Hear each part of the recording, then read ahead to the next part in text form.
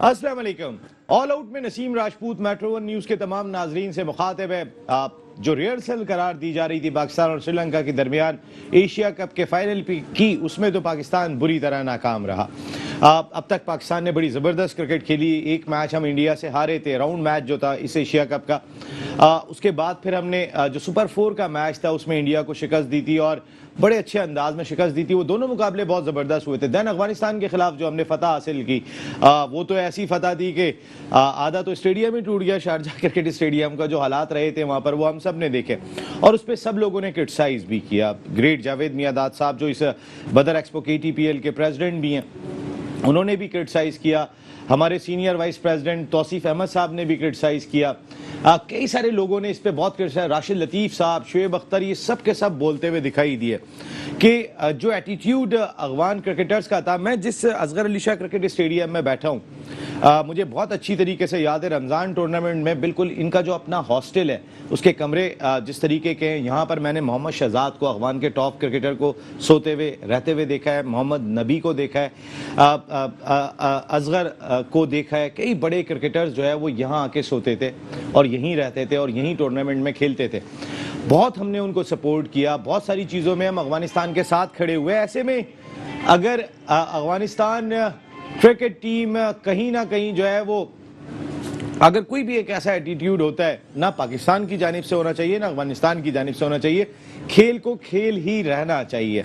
लेकिन फिर आते हैं अपने टॉपिक की जानिब कि आज जो मैच में शिकस्त का सामना करना पड़ा, सिर्फ 121 रन स्कोर किए पाकिस्तान क्रिकेट टीम ने और 17 ओवर में 5 विकेट के नुकसान पर श्रीलंका ने टारगेट हासिल कर लिया। दो बहुत बड़ी शख्सियत मेरे मुल्क की, जिन्होंने पाकिस्तान क्रिकेट की गिरा कदर खिदमत अंजाम दी हैं, वो इस वक्त मेरे साथ शो का हिस्सा हैं। पाकिस्तान के फॉर्मर टेस्ट क्रिकेटर, अपने वक्त के डैशिंग ओपनिंग बैट्समैन, जूनियर सतह पे सीनियर सतह पे कोचिंग के फ़राइज़ अंजाम दिए, सिलेक्टर के फ़राइज़ अंजाम दिए, कमेंटेटर, बहुत सारी जिम्मेदारियां अंजाम देने वाले सादिक मोहम्मद साहब हमारे साथ शो का हिस्सा हैं। और उनके साथ पाकिस्तान के फॉर्मर टेस्ट क्रिकेटर, अपने वक्त के ज़बरदस्त middle order batsman, Pakistan cricket team के former manager, coach, chairman selection committee, Pakistan cricket board में गिरा कदर खिदमत अंजाम देने वाले हारून रशीद साहब। और इतने अरसे के बाद आपने इन दोनों साहिबान को किट में देखा होगा।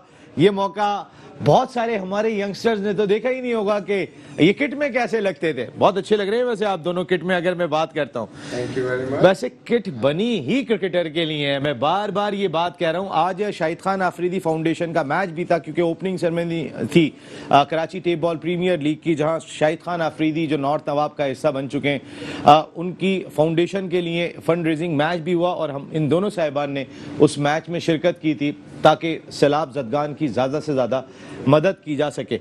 मैं कह रहा हूँ ना, किट बनी ही आप लोगों के लिए, सब लोगों ने पहनी थी, लेकिन शाहिद खान आफरीदी, आप, हारून भाई, तौसीफ भाई, ये सब किट में अलग ही लग रहे थे। इसके लिए हमने बड़ी मेहनत की है। यस ये दैट इज वेरी इंपॉर्टेंट के, लेकिन अभी मेहनत छोड़ दी है, दोनों का पेट बहुत बाहर आ गया है। माइक लेके जी सादिक भाई, थोड़े जो आते हैं हम अपने टॉपिक की जानिब। एशिया कप में पाकिस्तान की परफॉर्मेंस अगर हम देखते हैं, इंडिया से एक मैच जीते, एक हारे, अफगानिस्तान को हमने शिकस्त दी, हांगकांग से तो खैर अब हम ये कहते हैं कि हम वो भी जीत गए, तो वो तो जीतना ही था हमने, अगर वो भी हारते तो एक मसला होता। लेकिन बिफोर फाइनल जो मैच खेला गया कल, उसमें पाकिस्तान को शिकस्त का सामना करना पड़ा और बड़े वन साइडेड मुकाबले के बाद शिकस्त हुई है ये। इसको किस तरह देख रहे हैं आप? मेरे ख्याल से पाकिस्तान जब फाइनल में पहुंच गया था, तो इस मैच के अंदर जो बेंच के जितने एक दो टैलेंटेड प्लेयर जो बैठे हुए थे, उनको चांस देना ज़रूरी था और उनको थोड़ा सा एक्सपीरियंस भी देना था, क्योंकि इसके हारने और जीतने से पाकिस्तान फाइनल से बाहर नहीं होता। तो इसलिए ये एक उन्होंने चांस लिया और मगर खैर मैं समझता हूँ कि इतना कम टोटल बना, जो कि इसकी उम्मीद नहीं थी ऐसी कि इतना कम टोटल पे आउट हो जाएंगे।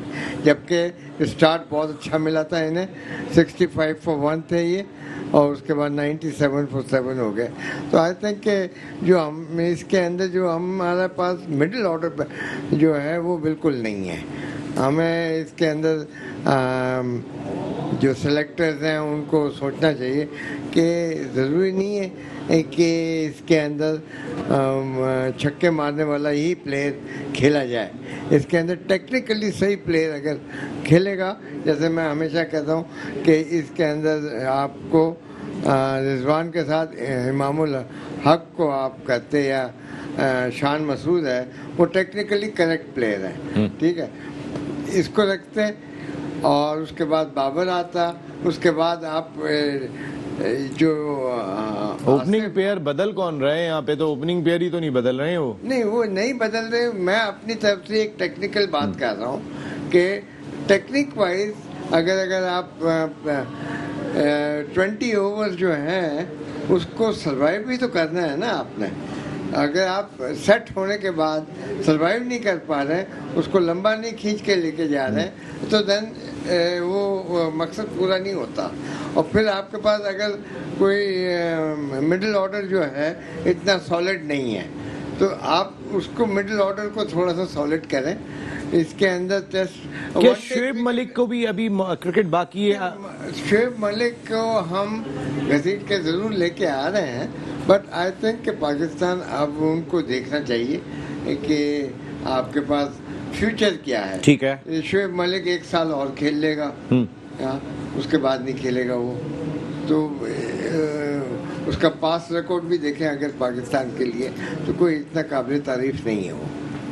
बिल्कुल ठीक है। तो मिडिल ऑर्डर के लिए हारून भाई, यही मेरा आपसे सवाल है, जो रिहर्सल करार दी जा रही थी एशिया कप फाइनल की, उसमें हमें शिकस्त हुई। अगर चेंजेस की, जैसे अभी सादिक भाई ने बात की, हमने 2 चेंजेस किए आज के मैच में। हमने उस्मान कादिर को डाला, हसन अली को ये मैच खिलाया था, हमने शादाब को आराम दिया था। मिडिल ऑर्डर बैटिंग में हमने कोई तब्दीली नहीं की। हमारे पास हैदर अली की सूरत में एक ऑप्शन मौजूद था, जो लोग बात कर रहे थे कि आप हांगकांग के खिलाफ तो एटलीस्ट चेक करते वो किस निक में है, किस फॉर्म में है। क्या आपके ख्याल में आज हैदर अली बनते थे? हैदर अली, जहां तक आपने हैदर अली की जी, हैदर अली हैं जी, हैदर अली खेले जी। हाँ।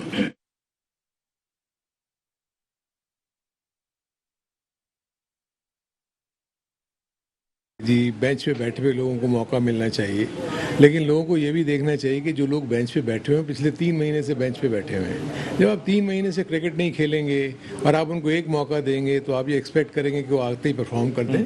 तो इतना ज़्यादा मतलब मैं समझता हूँ बहुत ज़्यादा लोगों की जो है ना वो ख्वाहिशें होती हैं कि जी ये बेंच पे बैठे हुए लोगों को खिला दें ताकि आपको उनको पता लगे।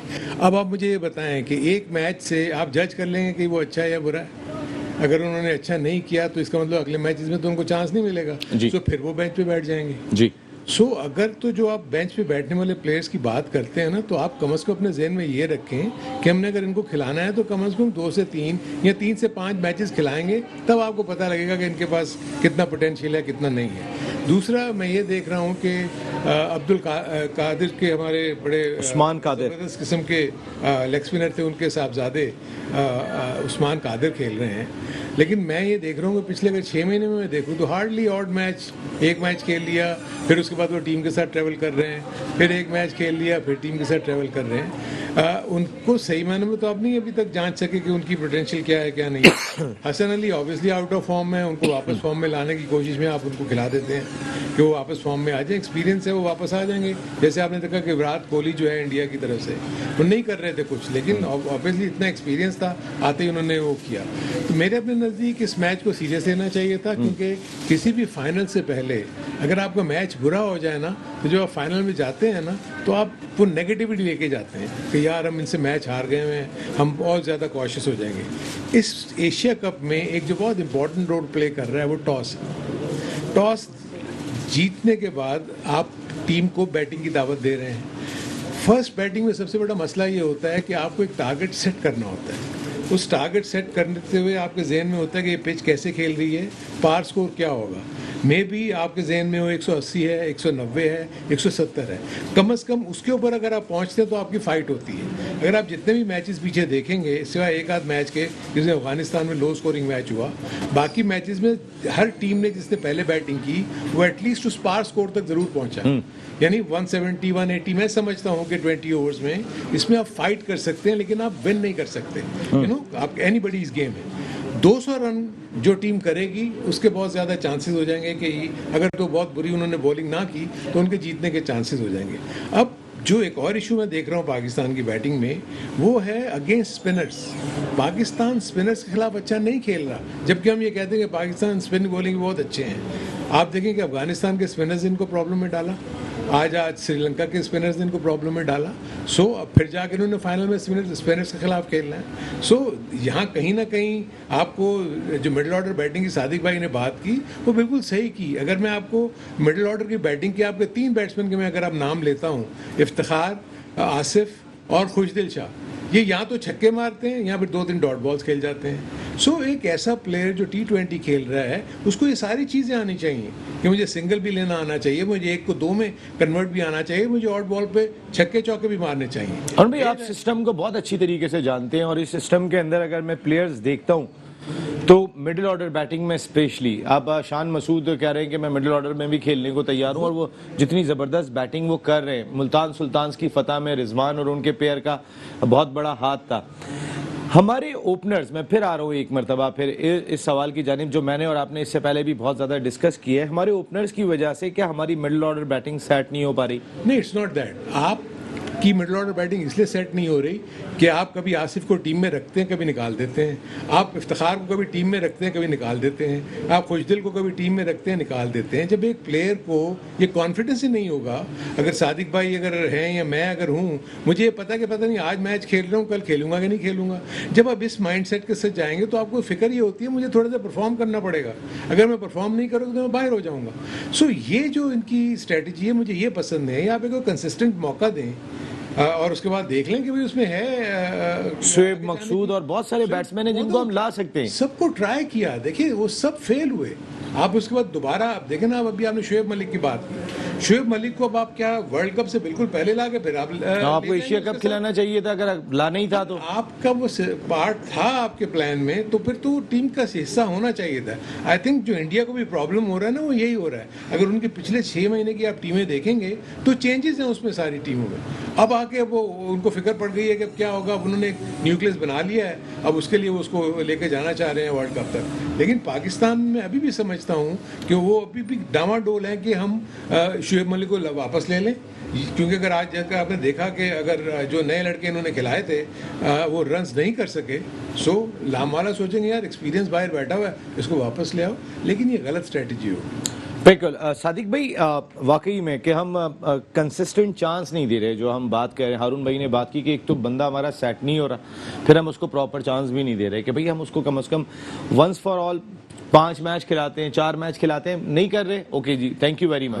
हम मिडिल ऑर्डर में हम जो कंसिस्टेंट चांस जो हम दे रहे हैं वो आसिफ को और इफ्तिकार को ही दे रहे हैं, या खुशदिल को। खुशदिल अंदर बात हो जाता है, मगर आसिफ और ये इफ्तिकार जो कि हर टूर के ऊपर हर टीम में ये दोनों प्लेयर होते ही होते हैं। अभी टीम से बाहर लगाइएगा माइक जरा उनको लगाइए, क्या कह रहे हैं? इफ्तिकार तो हमेशा रहा, ये दोनों टीम से बाहर होके फिर वापस अंदर आते हैं एक टूर पे कि वो उनको वापस ले आते हैं। उनसे बेटर प्लेयर जो बाहर हैं, जो कि यंगस्टर्स हैं, उनको वापस नहीं लेके आते ये। तो that is a big problem कि उनको यंगस्टर्स को डेवलप करना चाहिए। और ये जो इन्होंने कोई ज़्यादा परफॉर्मेंस नहीं की, सिवाय बिग हिट्स के क्या गेम को बना नहीं सकते। ये छक्के मार के ही बनाएंगे, एक छक्का मारेंगे, दूसरा छक्का मारेंगे, तीसरे पे आउट होके आ जाते हैं। वो ज़्यादा तकलीफ दे है। सादिक भाई, एक और चीज़ जो बहुत ज़्यादा डिस्कस हुई वो ये कि बाबर आजम पूरे एशिया कप में अब तक परफॉर्म नहीं कर सके। आज भी उन्होंने 28 रन 29 गेंदों पे स्कोर किए, वो टॉप स्कोरर थे। लेकिन क्या बाबर आजम जिस फ्रेम ऑफ माइंड में दिखाई दे रहे हैं इस वक्त, और फिर फाइनल अब आ गया है सर पे, क्या कहेंगे?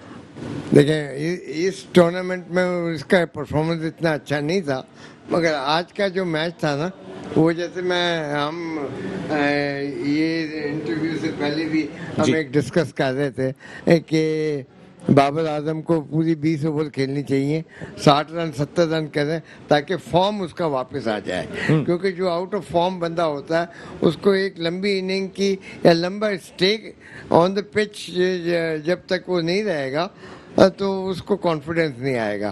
फाइनल के लिए हमें बाबर आजम को इन फॉर्म देखना चाहिए था हमें, तो इस दफ़ा जो वो कर रहा है तो आई थिंक के उसका परफॉर्मेंस T20 के अंदर इतना अच्छा नहीं है या, मगर वो इतना अच्छा प्लेयर है वो कि उसको आप अगर वो कप्तान नहीं होता तो भी कोई ड्रॉप नहीं होता वो। T20 क्रिकेट में क्या बाबर आजम सर्कल के ओवर्स यूज करने की वजह से अगर 3 नंबर के स्लॉट पे आते हैं, डू यू थिंक वो जरा उनके लिए भी और टीम के लिए अच्छा है? हम बार बार अपनी मिडिल ऑर्डर बैटिंग की बात कर रहे हैं कि एक स्टेबिलिटी दिखाई दे, तो अगर बाबर उस जगह पे फखर को हम ऊपर करके, जो जेन्युइन ओपनिंग बैट्समैन है, अगर बाबर को 3 पे ले देखिए बात यह है कि हमारे पास जो ओपनर्स जो हैं वो क्या इतने अच्छे नहीं है। फखर जमान भी जो है वो भी अब खेलता है तो एक टच आ जाता है उसका कि वो ये स्लॉगर है, ये प्रॉपर बैट्समैन नहीं है। मैं अगर रहूं तो रिजवान के साथ मैं इमामुल हक को ये शान मसूद हैं, ये इमामुल हक हैं, और शान मसूद को नंबर 4 पे भी कर सकते हैं आप। इमामुल हक को ओपन कराएं, बाबर 3 पे जाए और शान मसूद 4 पे जाए, तो आपके मिडिल ऑर्डर में कुछ तो मिडिल स्टेबिलिटी ऑर्डर आती के है। अंदर टेक्निकली सही बंदे होने चाहिए। पावर हिटर्स का गेम करार दे रहे हैं T20, आप टेक्निक की बात कर रहे हैं। मेरे एक सवाल है, आपने 50 ओवर तो नहीं देखिए खेले आप बाबर आजम भी छक्का मारता है, कितना फ्लोलेस मारता है वो, हाँ वो ऐसा स्लॉगर नहीं है। जरूरी नहीं है कि चौका या छक्का मारने के लिए आपको क्रॉस बैट वाले हिटर चाहिए, बिग हिटर चाहिए। It is game between bat and ball का जो टाइमिंग है वो है। अगर जोर से भी मारेगा तो उसको टाइमिंग अगर उसकी सही होगी टेक्निकली तो वो उसका फुटवर्क सही होगा, उसका आर्म का इस्तेमाल सही होगा, तब वो छक्का जाएगा।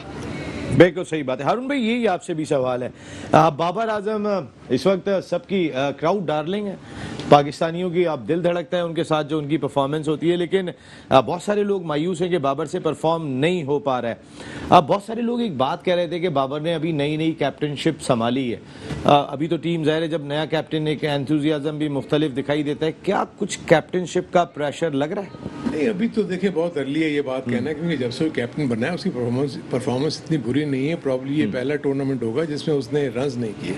लेकिन जो बात आप कह रहे हैं ना, जो फर्स्ट 6 ओवर्स में ओपनर्स का जो रोल है, ये जो सारी चीज़ें हैं, अगर आप पाकिस्तान की हिस्ट्री उठा के देखेंगे ना तो हमेशा से ऐसा ही रहा है कि शुरू में ये 5 run and 6 run and over लेके चलते हैं।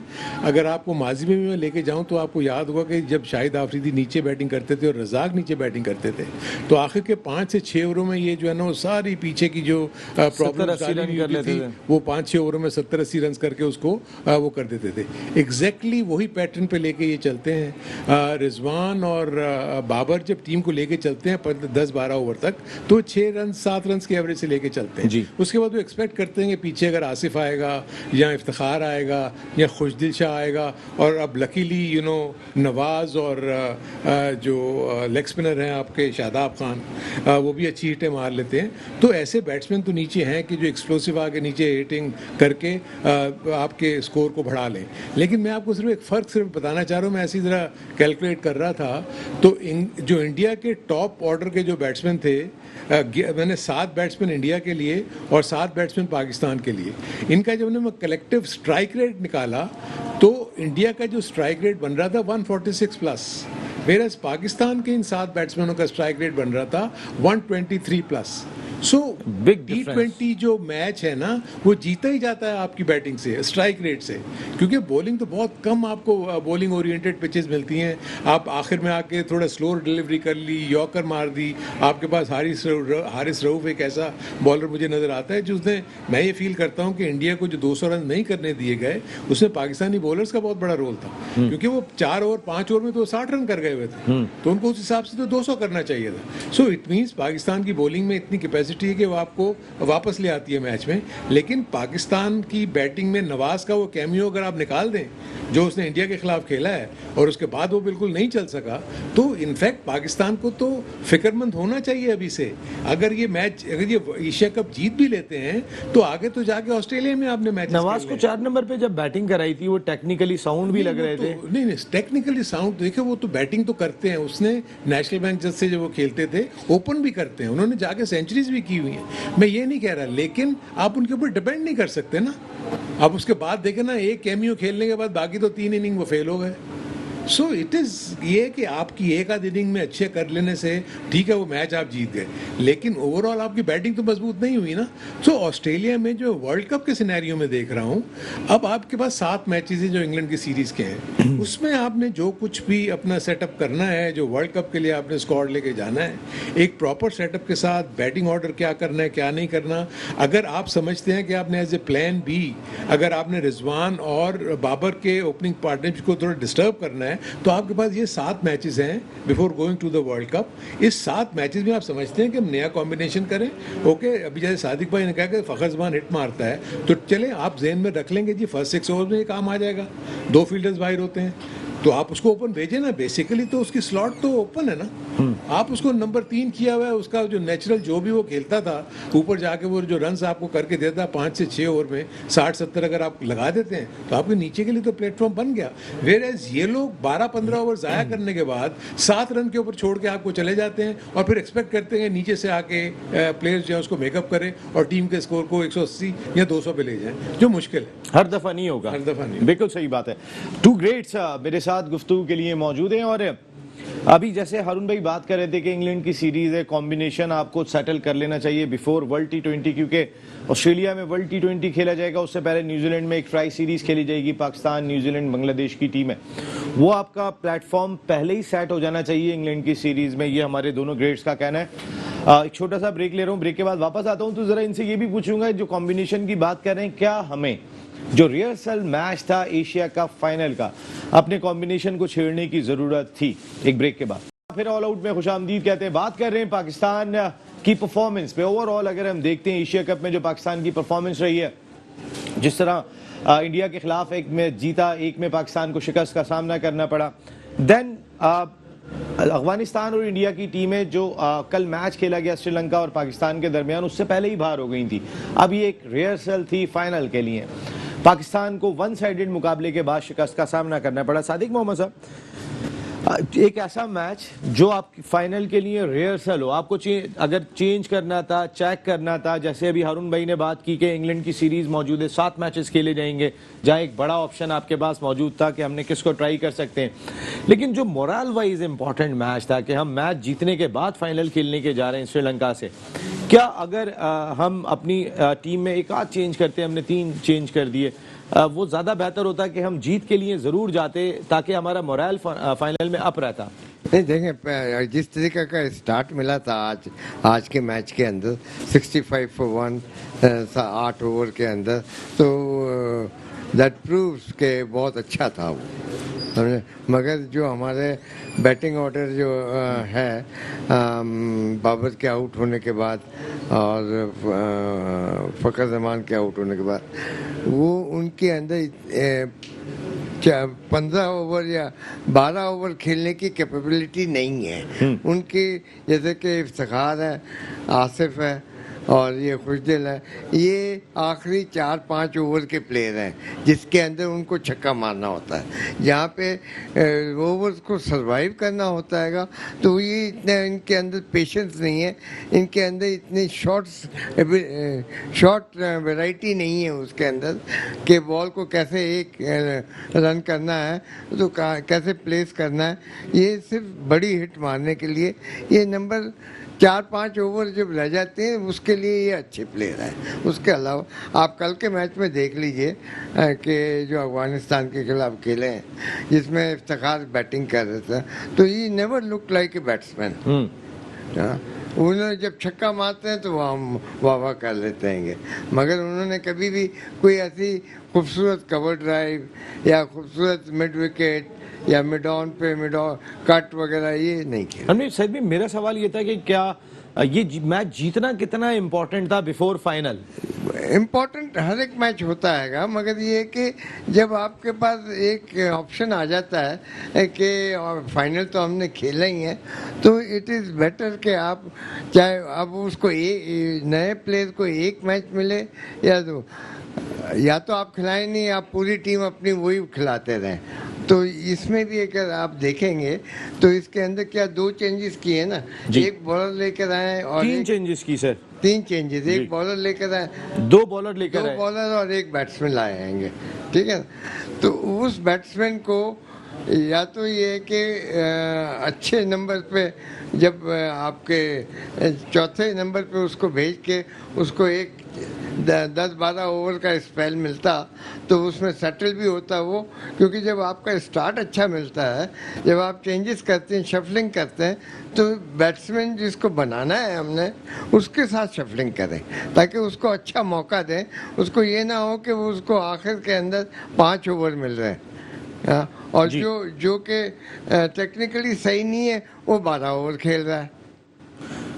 सर मैं यही आपको बात कर रहा हूँ टेक्निकली साउंड की, जैसे हम बात कर रहे थे वो थोड़ा सा मैच को भी उस तरीके से हारून भाई जैसे अभी सादिक भाई ने बात कही, मेरा सवाल यही है कि सादिक भाई ने कहा कि ठीक है अगर हमने चेक कर लिया तो कोई बुराई नहीं है, आपके पास एक ऑप्शन मौजूद था फाइनल से पहले। हाँ तो खिलाना तो होता है ना उनको, ये नहीं है कि उनको आप बेंच पे बिठा लें, क्योंकि अब हम फाइनल के लिए सेफ हो गए हैं तो we have to try bench. मेरा सवाल ये कि हम जिस टीम के खिलाफ मैच खेल रहे हैं उसी से ही फाइनल खेलना है। अगर ये मैच हम अफगानिस्तान से खेल रहे होते, ये मैच किसी और टीम से खेल रहे होते, हम श्रीलंका से ही फाइनल खेलना है हमने और श्रीलंका से ही हमारा ये मैच था। मेरा सवाल ये है उसी टीम के साथ मैदान में उतरना है, क्या मोरल पे या वो जो एक तैयारियां होती हैं उस पर फर्क पड़ता है कि जीत फिर जीत होती है जिससे हमने फाइनल खेलना है उसी टीम के खिलाफ? नहीं, इसमें तो कोई शक नहीं है कि जीत आप खेलते ही जीतने के लिए, ऐसे तो नहीं हो सकता कि वे हारने के लिए खेलें। मैं इसको एक दूसरे पर्सपेक्टिव से देखता हूँ। फॉर इंस्टेंस जैसे मैं अगर आपको अपनी मिसाल दूँ, या पाकिस्तान का जब टूर हुआ था ऑस्ट्रेलिया का, तो पाकिस्तान की बहुत स्टार स्टडेड टीम थी।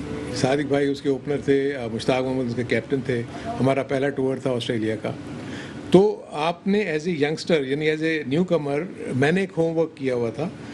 एक जाते ही साइड मैच था, उसके बाद 2 back to back test matches थे। मैंने अपने जेहन में रखा हुआ था कि मेरी जो अगर बारी आएगी ना, पहले मैच में नहीं आएगी इसलिए कि उन्होंने पूरी टेस्ट टीम खिलानी है, क्योंकि उन्होंने अगले 2 मैचेस बैक टू बैक खेलने हैं और वो 3 मैचेस तो यही टीम खेलेगी जो पहला मैच खेलेगी। ठीक है। तो मेरी बारी जो आएगी वो आएगी क्वींसलैंड में, जो कि तीसरा साइड मैच था। सो मेरा पूरा फोकस वहाँ था। अब मैं ये इसलिए कह रहा हूँ कि इस वक्त जो भी बेंच पे बैठे हुए थे उनको भी जेहन में यही होना चाहिए था कि मेरा जो मौका मिलेगा मुझे, क्योंकि अब ये टीम फाइनल में चली गई है और ये अब मुझे मौका मिलेगा, तो मैंने उसका मैक्सिमम यूज़ करना है ना। यू आर प्रोफेशनल क्रिकेटर, आपने लोगों को बताना है। और दूसरी चीज ये कि आपका जो मिडिल ऑर्डर बैट्समैन वो भी तो कुछ नहीं कर रहा था ना, इफ्तिखार भी कुछ नहीं कर रहा था।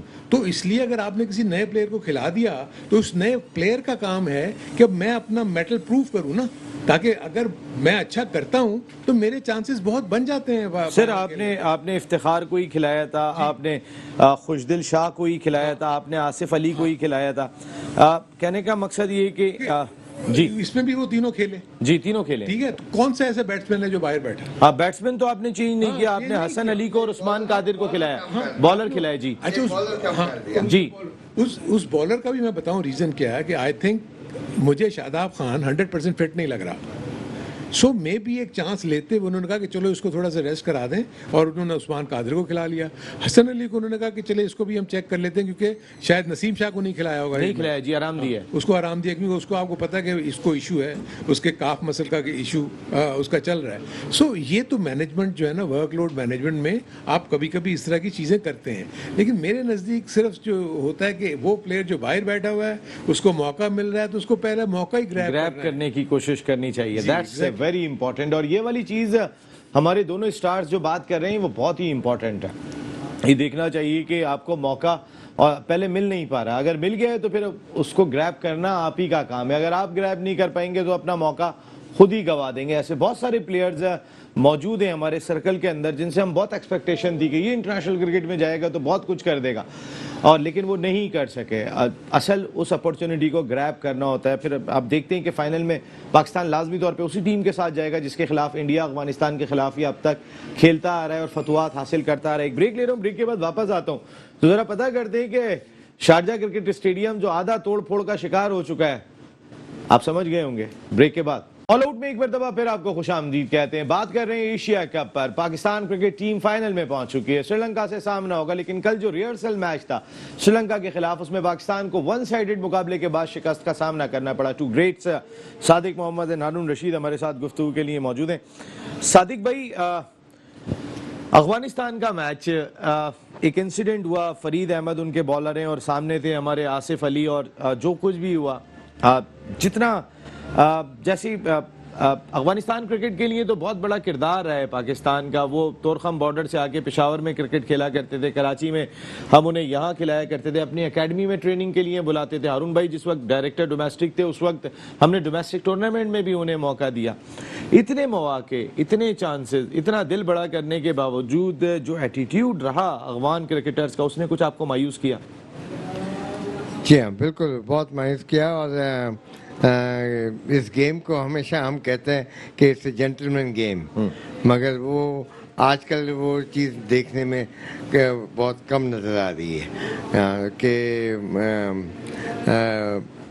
एग्रेसिवनेस बहुत आ गई है हमारे सब प्लेयरों में, सिर्फ पाकिस्तान के नहीं, अफगानिस्तान के नहीं, बाकी दुनिया के कुछ बॉलर्स ऐसे भी हैं। बॉलरों के अंदर एग्रेसिवनेस होती है, बैट्समैन में बहुत कम होती है। अगर वो रिएक्ट करता है, बॉलर के रिएक्शन पे वो रिएक्ट करता है, ठीक है। हाँ, तो इसलिए मैं समझता हूँ कि जो भी इंसिडेंट हुआ कल का, वो इतना खेल के लिए अच्छा नहीं, स्पोर्ट्समैन स्पिरिट के लिए नहीं था। मगर अगर आप उसको दूसरी तरफ देखें तो जावेद मियाँदाद का और डेनिस लिली का भी हुआ, जिसपे दोनों एक दूसरे को मारने के लिए होते नहीं थे। आज जो इंटरनेशनल क्रिकेट काउंसिल के कवानीन है वो बहुत मुख्तलिफ हैं। आप जिस दौर की बात कर रहे हैं उस वक्त कवानीन ऐसे नहीं थे। बात तो ये है, एग्रेशन की बात कर रहे हैं ना, कि इस किस्म का एटीट्यूड जो बॉलर्स ने जो अपनाया हुआ है वो नहीं होना आपके KTPL के प्रेसिडेंट जावेद भाई भी तो छेड़छाड़ नहीं छोड़ते थे ना। आसिफ अली तो बेचारा सीधा सा आदमी है। नहीं, हाँ, उसने कुछ ना जो, मगर कल का जो इंसिडेंट हुआ वो होना नहीं चाहिए था, क्योंकि वो पहले ही मैं यही बोल रहा हूँ कि एग्रेशन जो आता है वो बॉलर की तरफ से आता है। वो क्योंकि एक तो बड़ा क्लोज मैच हो रहा था और उसके अंदर जब उसने आउट किया आसिफ अली को, तो उसने अपना जोश दिखाया, जिसके अंदर उसने कुछ 2-3 अल्फाजों का इस्तेमाल किया होगा। तो उसके ऊपर आसिफ ने रिएक्शन किया। आसिफ ने जिस्मानी रिएक्शन नहीं किया, मगर ये है कि करीब गए, they were very close to each other, कि एक दूसरे को आप मारने ही वाले हैं। मगर धक्का तो किसी ने दिया ही है, वो मगर आसिफ ने नहीं दिया धक्का वो। तो इसका मकसद है हारून भाई, वो धक्का किसने दिया था समझ में नहीं आया मुझे। अच्छा, दूसरी चीज मैं एक्सपेक्टेड, देखो आपको समझना चाहिए कि जब इतना क्लोज मैच हो रहा हो, आपके इमोशंस इन्वॉल्व होते हैं, आप गुस्से में भी आते हैं, आप बहुत सारी ऐसी चीज़ें करते हैं। आई थिंक हुआ ये कि जब उसने बॉलर ने आउट करने के बाद डेफिनेटली उसने बोला होगा कि आप ग्राउंड से बाहर जाओ। ये तो मैं आपको इंसिडेंट कोट कर सकता हूँ कि हम ट्रिनिडाड में टेस्ट मैच खेल रहे थे, एंडी रॉबर्ट्स बैटिंग कर रहा था, सादिक भाई स्लिप में खड़े हुए थे, इन्होंने एक बड़ा अच्छा डाइविंग कैच किया और बहुत ज़बरदस्त कैच किया, और एंडी रॉबर्ट समझा कि इन्होंने बम बॉल उठाई है और वो खड़ा हो गया। तो सादिक भाई एग्रेशन में आए और आगे उन्होंने एंडी रॉबर्ट्स को कहा कि आई कॉट यू, और मतलब जो 4 लेटर्स वर्ड इस्तेमाल कर बोला जाओ तुम यहाँ से। सो वो खड़े होके उन्होंने देख लिया सादिक मोहम्मद को, वो 4 लेटर ब्रेक के बाद, हाँ, वो उन्होंने देख लिया उसको, सादिक मोहम्मद को सिर्फ उन्होंने एक घूरा बस। उसके बाद वो मैच खत्म हुआ, हम जीत गए मैच, और हम देखे कि प्राइज रिसीविंग सेरेमनी में हम खड़े हैं तो सादिक भाई कहीं नजर नहीं आ रहे। देखा तो एंडी रॉबर्ट्स के पास खड़े हुए थे। इन्होंने जान बचाई होगी, एंडी रॉबर्ट्स का कद इतना, जान इतनी नहीं, इसलिए कि अगला मैच जमैका में था वो पिच और वो पिच बहुत तेज थी, ठीक है। तो उसको सादिक भाई कह रहे थे कि Andy I didn't mean it, you know, it was heat of the moment, you know that, it was heat of the moment. तो हमने कहा कि ठीक है, और लेकिन I tell you one thing कि उसने वो बदला लिया, उसने Correct shot हमारे लिए। 4 प्लेयर्स वो अनफिट किए जमैका में। अच्छा। एक तेज बॉल, ओहो, इतनी तेज बॉलिंग उसने की कि मैं आपको बता नहीं सकता। So what I mean to say is कि देखो, एग्रेशन आपके खेल का पार्ट है। आप ये कहना कि आप रिएक्ट किया, जैसे सादिक भाई ने कहा, जावेद ने रिएक्ट किया था, बैट उठा लिया, इसी तरह इसने भी, आसिफ ने भी बैट उठाया, लेकिन क्योंकि दोनों ने पहली दफा ये इंसिडेंट हुआ था, इसलिए अंपायर ने इसको लीनियंट लिया और दोनों ने प्लीड गिल्टी किया। इन्होंने कहा हाँ, हमारा कसूर है। हम जब आप मैच रेफरी के सामने अपने पहले ओकेजन में जब इस तरह की गलती करें और अगर आप मान लें तो आपको वो लीनियंट, आपको सजा नहीं देता इतनी। अभी उसको लेवल 1 का उनको ऑफेंस था, उनको उन्होंने मैच फी दी। अगर ये कहते कि नहीं हमने नहीं किया तो उसने वो वीडियो फुटेज दिखा के इनको मैच बैन कर देने थे। बिल्कुल सही बात। सो ये आप ये समझे, मुझे उससे ज्यादा क्राउड के बिहेवियर पे अफसोस है। जो मैच के बाद जो क्राउड का हुआ ना, में हो रहा है उसका रिएक्शन क्राउड में नजर आया है। नहीं, देखिए वो गलत है। आपको हमें, मैं आपको अभी भी बता रहा हूं कि पाकिस्तान, इंडिया और अफगानिस्तान और फॉर दैट मैटर बांग्लादेश को भी मैं इसमें लूंगा कि इनके क्राउड को, फैंस को एजुकेट करने की ज़रूरत है।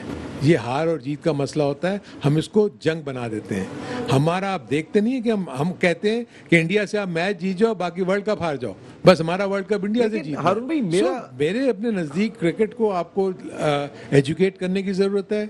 जितने भी लोग बैठे हुए हैं मीडिया के ऊपर, जितने भी लोग कमेंटेटर्स हैं, उनको ये बताना चाहिए कि it's a game, it's a sport. कोई एक टीम जीतेगी और एक हारेगी, और मेरा और जो सवाल अच्छा ये, खेलेगी वो कहीं ना जीतेगी। कहीं आपने भी मैं सुन रहा था आपका एक इंटरव्यू जिसमें आपने ये बात कही थी कि हमने बहुत सपोर्ट किया अफगानिस्तान की क्रिकेट को। आपकी बात मैं नहीं सुनी थी। जब वो मैं बताऊं, जो सपोर्ट वाली जो आप बात कर रहे हो ना, जब देखो, अफगानिस्तान इसमें कोई शक नहीं है कि पाकिस्तान क्रिकेट बोर्ड ने जितनी हेल्प अफगानिस्तान की है शायद ही किसी की हो। इसलिए कि अफगानिस्तान, जबकि उनके पास इंफ्रास्ट्रक्चर नहीं था, हमारी एनसीए में आके किसी भी टूर पे जाने से पहले जो उनके एफिलिएट्स के टूर्नामेंट्स होते थे, यहाँ प्रैक्टिस करते थे, हमारे कोचेज उनको ट्रेन करते थे और उसके बाद वो उनको भेजते थे। लेकिन बदकिस्मती से अफगान क्रिकेट के जब भी नुमाइंदे जो थे, चाहे वो एशियन क्रिकेट काउंसिल में जाएं, चाहे वो आईसीसी में जाएं, वो पाकिस्तान की इस सपोर्ट का जिक्र ही नहीं करते थे।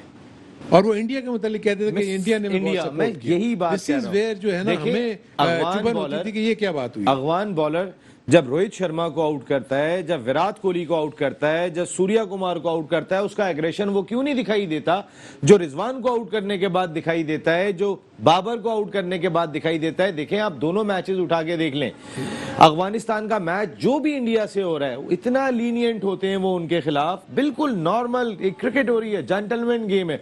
यहाँ पाकिस्तान की टीम आई, वहां से वो जेंटलमैन गेम ही खत्म हो गया। ये क्या है? नहीं, इट्स नॉट दैट, ऐसा नहीं था। देखो वो वन साइडेड मैच हुआ जो इंडिया और अफगानिस्तान का मैच, पहले भी आप उठा के देखें सर, वर्ल्ड T20 का मैच, सुनिए सर, वर्ल्ड T20 का मैच हुआ अफगानिस्तान और इंडिया का। आपको पता है अफगान क्राउड बाहर खड़ा हुआ रो रहा था कि अफगान टीम ने ये फिक्स मैच खेला है, जानबूझ के मैच हारे हैं। सर इंडिया का पैसा आ रहा है तो सही बात करनी चाहिए ना सर। ये तो अजम्पशन है। देखें ये सारी अजम्पशंस हैं। मेरे अपने नजदीक जो इंडिया और अफगानिस्तान का मैच ये वाला वन साइडेड था, इसलिए उसमें ना मैं तो वर्ल्ड T20 का इसी साल मैच की बात कर रहा हूँ। नहीं, वो तो चले, वो तो उन्होंने उसको समझ लिया कि वो फिक्स था, जो भी था वो गलत है। मेरे अपने नजदीक ये जो पाकिस्तान अफगानिस्तान का मैच था ना, इसमें तो टेंस होना था। आई थिंक इसमें इमोशंस ने अपना काम करना था। आपने देखा नहीं कि क्या पाकिस्तानीज ने अपने इमोशंस शो नहीं किए? हसन अली ने आके जिस तरीके से सेलिब्रेट किया, सर वो आसिफ अली के इंसिडेंट के बाद उससे पहले ऐसा कुछ नहीं था। No, it's not that. Khushdil Shah ने आके जिस तरीके से किया, पूरा पाकिस्तान का ड्रेसिंग रूम आ गया। सो ये जीते थे यार, पाकिस्तान बड़ा रहे थे, उस वक्त एक ही बात कर रहे थे, आसिफ भाई को ये बोला, आसिफ भाई को। ये सब बहुत, ये भी तो गलत है ना, एजुकेट करना ना, ये तो होता है यार। आप क्रिकेट खेलते हो, आप घूरी नहीं डालते बैट्समैन को बाउंसर करके। क्या नसीम शाह ने बाउंसर करके और उसको जाता नहीं है चार्ज करता हुआ? डेनिस लिली पहली जब मैं टेस्ट मैच खेला हूं, मेरे पास मुंह के ऊपर आके गालियां देता था, लेकिन मैंने तो उसको मतलब वो तो जानबूझ के करती थे कि भाई मैं अपनी कंसंट्रेशन लूज करूं। सो ये एक टैक्टिक्स होते हैं। मैं ये नहीं कह रहा कि ये मैं इसको सपोर्ट नहीं कर रहा, लेकिन क्रिकेट में ये चीज़ें आपको मिलेंगी, एग्रेशन भी मिलेगा आपको, जब जब क्लोज मैच होगा तो आपके नर्व्स यार आपका साथ छोड़ देते हैं, आप बात सोचने समझने की सलाहियत आप में नहीं रहती। सो मेरे नज़दीक ऐसे गेम्स जो है ना वो तो चार्ज होते हैं, इसमें तो कोई चलें, अब जाते जाते एक आखिरी सवाल आप दोनों से। पहला हारून भाई आप ही बता दें कि आप कल फाइनल खेला जा रहा है पाकिस्तान वर्सेस श्रीलंका, पिछला मैच हम हार के आ रहे हैं, कल जो हो गया वो हो गया, कल क्या होगा? It's a new day. देखें, जो मुझे नज़र आ रहा है, टॉस जीतने वाली बैटिंग को जीतने वाली टीम को एडवांटेज हो रहा है, क्योंकि वो स्ट्रेट अवे ओपोनेंट्स को बैटिंग करने की दावत देते हैं। कभी वो बैटिंग जो है 170 करती है, कभी वो 120 पे आउट हो जाती है, कभी 124 पे आउट हो जाती है, जैसे आज पाकिस्तान हो गई। सो एडवांटेज टॉस के ऊपर ज़रूर आप अपने जहन में रखें, लेकिन मैं फील करता हूँ कि Pakistan is a much better team, Pakistan को बेहतर करना चाहिए। हाउएवर जो ऑफ लेट पीछे मैं देख रहा हूँ जो इनका एवोल्यूशन हो रहा है श्रीलंकन क्रिकेट का, इनकी डीप में जो बैटिंग आके, जब शनाका नीचे आके बैटिंग करते हैं, हसरंगा नीचे आके बैटिंग करते हैं, सो ये इनको अपने माइंड में रखना होगा कि अगर पहले बैटिंग पाकिस्तान की आती है तो कितने रन इनको बोर्ड पे लगाने होंगे कि वो इनकी बॉलिंग जो वो डिफेंड कर सके। बिल्कुल सही बात है। सादिक भाई यही आपसे सवाल है कि जो कल मैच हार गए, कल क्या कर रहे हैं हम फाइनल में? कल डिफरेंट सिनेरियो होगा और पाकिस्तान टीम मेरे ख्याल से 175 प्लस करेगी, और क्योंकि अगर टॉस हम हारने के बाद 175 करते हैं, do you think safe score, par score, अब ये क्योंकि चैलेंजिंग स्कोर है? अब इतना ही है, क्योंकि बैट्समैनशिप अगर देखी जाए दोनों की तो इतनी कोई एक्स्ट्रा ऑर्डिनरी नहीं है। ये पूरे एशिया कप के अंदर 175 180 सबसे हाईएस्ट टोटल हुआ है ना अभी तक, है ना। और उससे पहले जब बैटिंग लाइनअप आप ऑस्ट्रेलिया के खिलाफ देख लें या इंग्लैंड या साउथ अफ्रीका के खिलाफ देखें तो 200 रन भी हुए होंगे, प्लस भी हुए हैं उसके।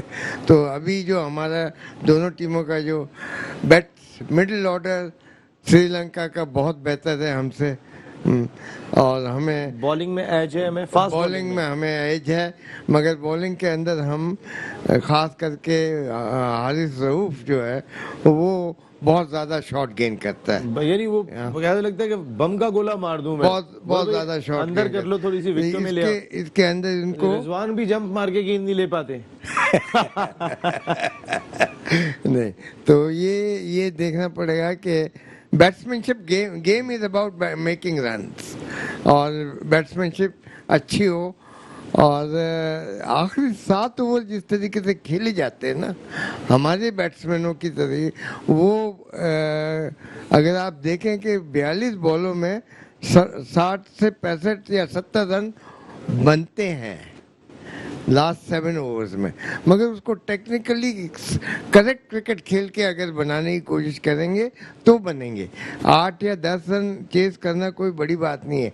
All you need is 1/4 every over के अंदर। बाकी आपके हार्ड ड्राइव्स जो शॉट्स होंगे जो जिसपे फील्डर भागता है बाउंड्री बचाने के लिए, वहाँ 2-2 रन के 2 शॉट ऐसे खेलेंगे, 8 रन आपके वैसे ही हो जाते हैं। बिल्कुल सही बात है।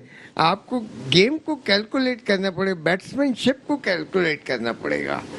ये बहुत इंपॉर्टेंट है कि बैटर्स हमारे जो हैं वो जरा कैलकुलेटेड गेम खेलें। Thank you very much great Sadiq Mohammad sahab, and thank you very much Haroon Rashid sahab. आप ऑल आउट का हिस्सा बने। ये ऐसी शख्सियात है कि जो जाती ही ऑल आउट है। ये अपने कैरियर में भी जो क्रिकेट खेली वो ऑल आउट जाके खेली, और जब भी ये पाकिस्तान क्रिकेट के लिए बात करते हैं तो भी ऑल आउट जाते हैं। और कल जो फाइनल खेला जा रहा है पाकिस्तान और श्रीलंका के दरमियान, उसमें पाकिस्तान क्रिकेट टीम को ऑल आउट जाना होगा। भूल जाएं क्या हुआ था कल, क्या करना है कल, इस पर ध्यान होना चाहिए पाकिस्तान क्रिकेट टीम की, मैनेजमेंट का भी, पाकिस्तान के तमाम थिंक टैंक का। और जिस तरह हमारे दोनों एक्सपर्ट्स ने बात की है कि पाकिस्तान क्रिकेट टीम श्रीलंका के मुकाबले में बेहतर है, लेकिन अगर वो बेहतर है तो फिर कल फाइनल में जाके साबित भी करें। यहाँ नसीम राजपूत अपनी पूरी प्रोडक्शन टीम के साथ चाहता है इजाज़त। जिंदगी रही तो फिर कल रात को 10 बजे आपसे फिर मुलाकात होगी। टिल देन अल्लाह ने के बाद।